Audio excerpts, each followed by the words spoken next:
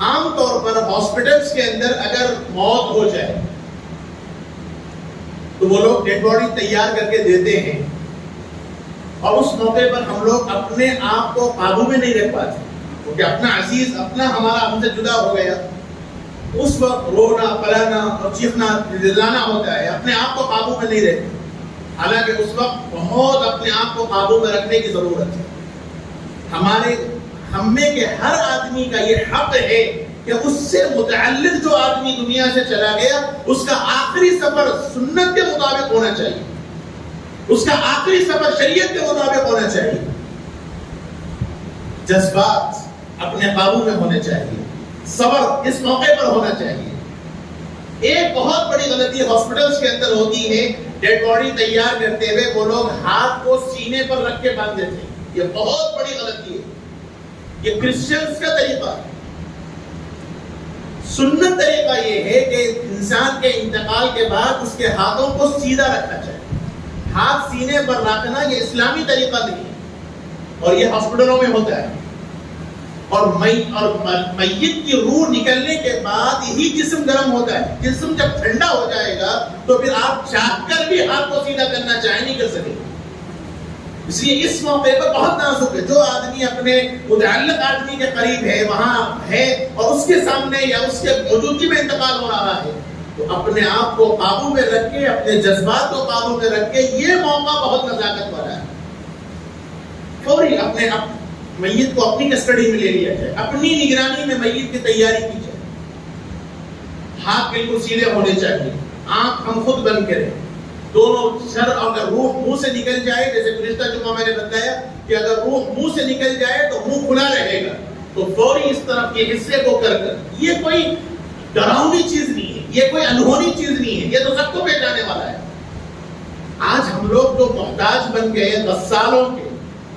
اس کی وجہ یہ ہے کہ ہم لوگوں نے مرنے کے بعد کے معاملات کو بالکل الگ سمجھ لیا۔ زندگی میں جنابت کا غسل کس نے نہیں کیا؟ زندگی میں غسل فرض کس نے نہیں کیا؟ جو طریقہ زندگی کے غسل کا ہے وہی طریقہ مرنے کے بعد کا ہے، لیکن ڈر، خوف، دہشت یہ سمجھ رکھا ہے کہ پتہ نہیں یہ کیسے ہوگا، نتیجہ غسل دینے کو ہم تیار نہیں، جب تک غسال نہیں آئے گا کھڑے رہیں گے۔ اب حد تو یہ ہے، اللہ معاف کرے، ایسے کئی واقعات میرے سامنے ہیں، میت کے وارثین بیٹے اپنے باپ کو غسل دینے تیار نہیں ہیں، نعوذ باللہ، ڈرتے ہیں میت کے سامنے آنے میں۔ اس سے بڑی بدبختی کی بات اور کیا ہو سکتی ہے کہ آپ اپنے باپ کو اپنے سے جدا کر رہے ہوں اور شریعت کے خلاف تیار کر رہے ہوں، کسی اور کے محتاج آپ بنا دیں۔ ہونا تو یہ چاہیے تھا کہ ہر بیٹا اپنے باپ کو غسل دینا، ہر بیٹا کھڑا ہو۔ اس لیے اس کا کام کرنا چاہیے۔ اگر روح منہ سے نکلے منہ کھلا رہ جائے، اور اگر روح آنکھ سے نکلے آنکھ کھلی رہ جائے، تو پھر ایسی صورت میں فوری اس کا خیال رکھنا چاہیے، آنکھ فوری بند کر دی جائے، منہ کو تو سر پیشانی سے ایک حصہ نیچے ایک حصہ اوپر رکھ کے دبا دیا جائے، اوپر سے کوئی کپڑا باندھ دیا جائے، یہی لمحہ ہے فوری کرنے کا۔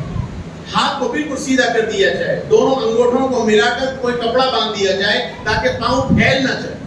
کیونکہ پاؤں پھیل جائیں گے تو پھر بدنما معلوم ہوگا۔ انسان کی زندگی صرف اتنی ہی ہے، جیسے اس سے پہلے میں نے عرض کیا، دنیا میں آیا تو بھی محتاج، دنیا سے جا رہا تو بھی محتاج،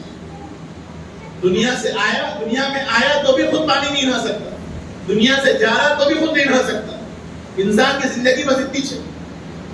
پہلے بھی محتاج ہے، آخر میں بھی محتاج ہے، زندگی میں دادا گیری ہے پوری، اور اس کے علاوہ کچھ نہیں ہے۔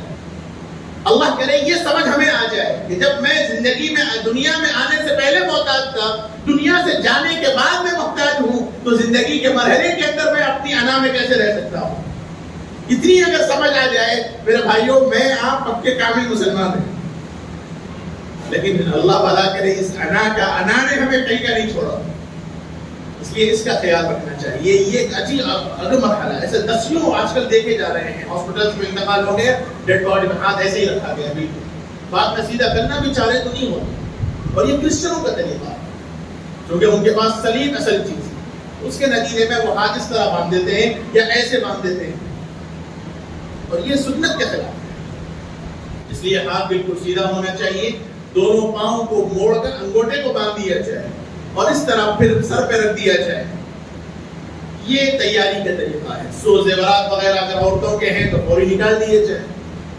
اور پھر اس کے بعد کا مرحلہ جب وہاں سے اپنے گھر کو لے کر آئیں گے، میت کو دواخانے سے لے کر گھر پہ آئیں گے،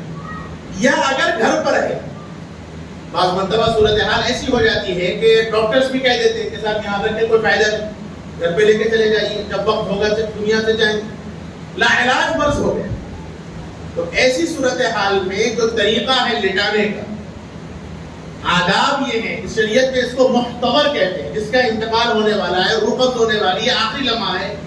تو ایسے آدمیوں کے لیے حکم یہ ہے کہ اس کے پاؤں قبلے کی طرف کیے جائیں، یعنی اس کا تخت، اس کا بیڈ ایسے رکھا جائے کہ پاؤں قبلے کی طرف اور سرانہ تھوڑا اونچا رکھا جائے تاکہ قبلے کی طرف مواجہہ ہو، چہرہ قبلے کی طرف. یہ ہونا چاہیے انتقال سے پہلے کا مرحلہ، جب روح ابھی قبض نہ ہو. ہاسپٹلس میں چونکہ ہمارے اختیار میں نہیں ہوتا، وہ تو ان کے اپنے سسٹمیٹک بیڈز لگے ہوئے ہوتے ہیں، لیکن اگر ایسے گھر میں ایسا کوئی مرحلہ آتا ہے تو اور ایسی صورتحال میں اس طرح رکھنا چاہیے معتبر آدمی کہ ان کے پاؤں قبلے کی طرف ہونے چاہیے اور سر تھوڑا سا اونچا ہونا چاہیے، اور وہاں بیٹھ کر آخری مرحلے کے اندر کلمے کا ورد کرنا چاہیے. میت کو کلمہ پڑھنے کو نہیں کہا جائے کیونکہ موت کا وقت بڑا سخت ہوتا ہے، سکرات کا حالت بڑا نازک ہوتا ہے، اور اللہ کے نبی نے فرمایا کہ چونکہ اعتبار خاتمے کا ہے، موت کی سختی کی وجہ سے اگر آپ کہیں کہ کلمہ پڑھو کلمہ پڑھو کلمہ پڑھو اور شدت کی وجہ سے وہ کلمے کا انکار کرتے ہیں تو آدمی دنیا سے کافر ہو کر جائے. اس لیے آداب یہ ہے کہ وہاں بیٹھنے والا آدمی جو میت کے، جو مرنے والے کے، بیمار کے قریب ہے، وہ وہاں بیٹھ کر دنیاوی ذکر کے بجائے کلمے کا ذکر کرے، لا الہ الا اللہ محمد رسول اللہ، اشہد ان لا الہ الا اللہ واشہد ان محمد عبدہ ورسولہ. اب اگر سن کے وہ آدمی پڑھ لے تو بس اب رک جائے، اب پھر مزید کچھ پڑھنے کی ضرورت نہیں. اگر سن کر اس مرنے والے آدمی نے، بیمار آدمی نے اگر پڑھ لیا تو اب دوبارہ پھر مزید پڑھنے کی ضرورت نہیں، خاموش ہو جائے. ہاں اللہ یہ کہ پھر درمیان میں کوئی دنیاوی بات آ گئی، پھر کوئی دنیا کا کوئی غرض کا مسئلہ آ گیا تو پھر دوبارہ کلمے کی تلقین کی جائے. تلقین کرنے کا مطلب حکم دینا نہیں، وہاں بیٹھ کر کلمہ پڑھنا چاہیے. ہم لوگوں کا تو مسئلہ ایسا ہے کہ اللہ معاف کرے، بیماروں کے پاس رہتے ہوئے بھی مختلف کام کرتے ہیں، دنیاوی باتیں، دنیاوی گپ شپ ہم لوگ کرتے ہیں، حالانکہ وہ مرحلہ بہت نازک ہوتا ہے. اس لیے ان چیزوں کا خیال